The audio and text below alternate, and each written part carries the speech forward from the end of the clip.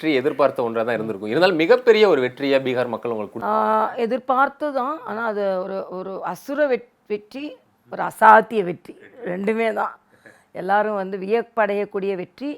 ஏன்னா அறுதி பெரும்பான்மை வருமானு எப்போவுமே நம்ம தேர்தல் முடிவுகள் வரும்பொழுது அது அறுதி பெரும்பான்மை தொட்டுடலாமான்னு ஒரு எப்போவுமே ஒரு எதிர்பார்ப்பு இருக்கும். இதை தொட்டு அதை தாண்டி வின்னிங் பாயிண்ட்டை தாண்டி அது பாட்டுக்கு ஓட்டப்பந்தயத்தில் ஓடுற மாதிரி, இது வின்னிங் பாயிண்ட்டுப்பா, இல்லை நில்லுட, இல்லை நான் ஓடுறேன்னு ஓடுற மாதிரி ஒரு நல்ல ஒரு ரொம்ப ஸ்பெக்டாகுலர் வெற்றி. இந்த வெற்றிக்கான காரணமா எதற்கா நீங்க உண்மையிலே அதில் வந்து மோடிஜி அண்டு நிதிஷ்குமார் காம்பினேஷன் தான், வேறு எதுவுமே நம்ம இம்மீடியட்டாக சொல்ல முடியாது.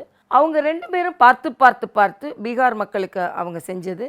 பீகாரோட நிதிஷ்குமார் இந்தியா அளவில் பாரத பிரதமருக்கு பக்கபலமாக இருந்தது. பாரத பிரதமர் பீகாரில் அவருக்கு பக்கபலமாக இருந்தது. ஒரு காட்டாட்சி மட்டுமே பார்த்து கொண்டிருந்த பீகார்னாலே நமக்கு ஒரு ஒரு உருவகம் உண்டு. பீகார்னால் அங்கே வந்து எல்லாம் ரவுடிங்க, எல்லாம் வந்து கஞ்சா வச்சு விற்கிறவங்க, எல்லாம் ஒரு பான் பராக் விற்கிறவங்க, ஒரு ரவுடி ராஜ்யம் அப்படின்னு ஒரு எண்ணம் நம்ம மனதில் எப்போவுமே உண்டு.